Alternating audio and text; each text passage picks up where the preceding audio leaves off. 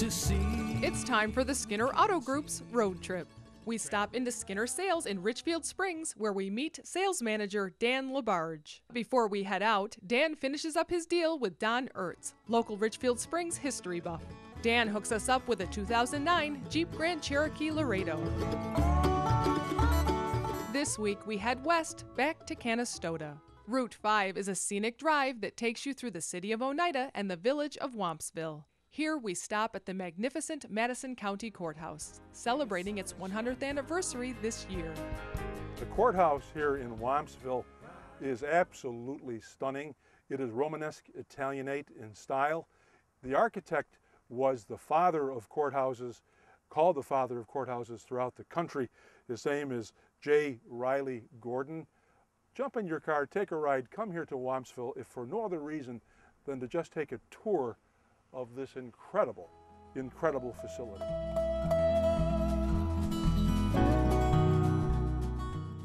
I have said it hundreds of times before, but one of the best parts of this job is learning new things.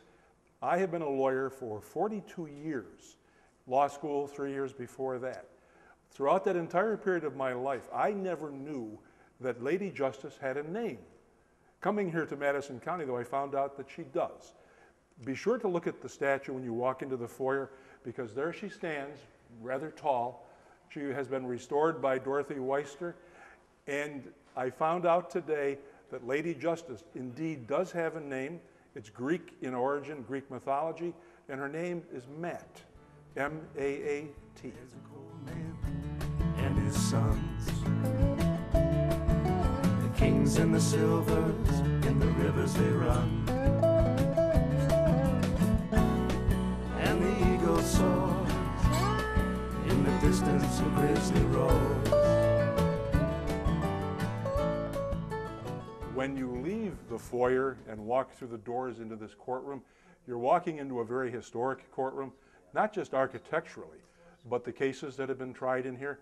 For example, if you remember Brothers Keeper, the movie about the Ward brothers, that case was tried in this very courtroom, and it was in here that the verdict of not guilty was rendered.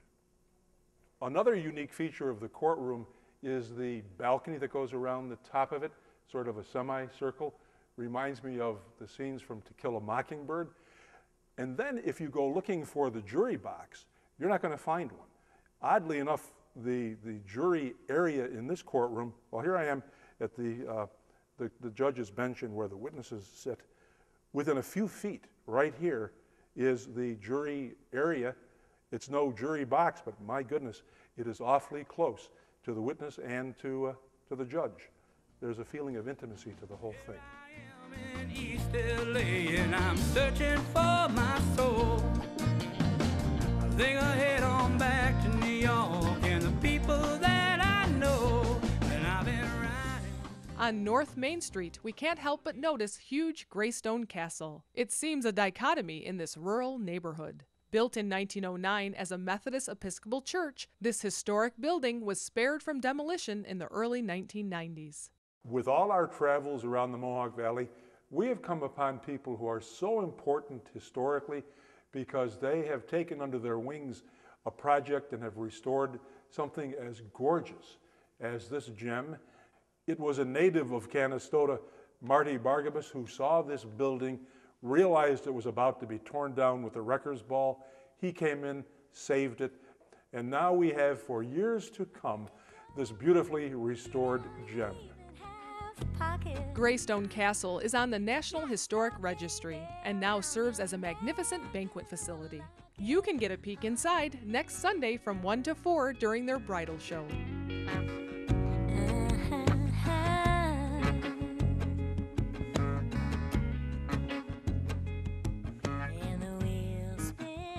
Canastota has a rich Italian heritage. The Italians built Greystone Castle, laid the bricks for Main Street, and farmed the mucklands. They also brought with them their family's recipes. Casa Tina's restaurant is right next to Greystone Castle and is a wonderful combination of the recipes from two Italian families.